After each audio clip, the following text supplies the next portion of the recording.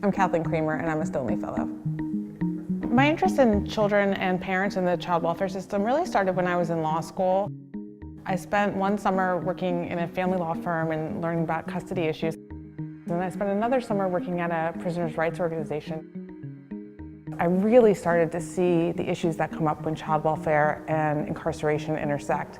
And I can tell you, working with women, the number one thing that I saw is that their primary concern of almost every woman that I met was their children in child custody. I had a client who was incarcerated on a relatively minor charge and didn't have a long sentence.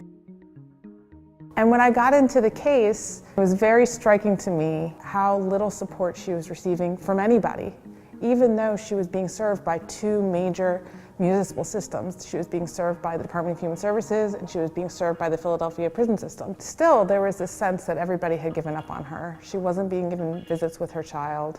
She wasn't receiving any regular communications from her caseworker. She had no idea how her child was doing on a day-to-day basis. She had not seen her child in months and months.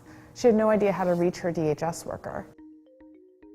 The work that I've done with the Stoneleigh Foundation so far has shown me that social workers don't necessarily want to ignore these families, they just don't know how to serve the families best. So my hope is that we can work to develop a practice guide to kind of demystify the process for social workers about, well, how do I schedule a visit at jail? How do I find out who my client's prison social worker is? How do I go and meet with the client myself and talk to them one-on-one? These are things that are actually pretty easy to do, but people are scared to do them because they think they're hard. In 1997, the federal government passed the Adoption and Safe Families Act, and that's legislation that required all states to adopt the 15 out of 22 month requirement.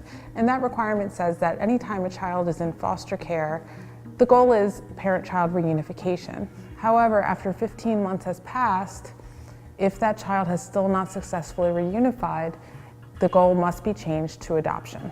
So what we know nationally is the average state sentence for a mother who has a child in foster care is 4 years. So even if a child has been removed from the parent for no reason other than parental incarceration, meaning that they weren't actually abused or neglected, but they have a parent who is absent due to incarceration, the 15-month time frame can very easily result in termination of parental rights and adoption. There's a real kind of prejudice and belief system that these are bad parents and these parent-child relationships are somehow contaminated and they're not worth preserving. But the reality for these children is that they know their parents and they love their parents and they miss their parents. And more than anything else, they want to see, speak with, and touch their parents. In most cases, when children get out, they're going to return and live with that parent. In most cases, they are going to reunify with that parent. So we have to be laying the groundwork for successful reunification from the moment that the parent is incarcerated and the moment that the child enters foster care. So the more that we are able to encourage and support the parent-child relationship during incarceration, the more successful the reunification is likely to be. The Stoneleigh Foundation Fellowship is actually a huge dream come true for me.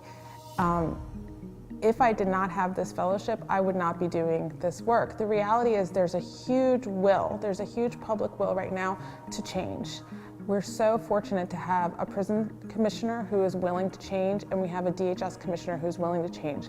And not only are they willing to change, they want to change. A lot of these parents are able to safely parent their children if they're given the kind of support that they need. So when we say that these parents don't deserve to reunify with their children, we're saying that these children don't deserve to have loving and productive relationships with their parents. And I don't think anybody in the child welfare system really wants to say that. I think if you care about outcomes for kids, you have to care about outcomes for their parents.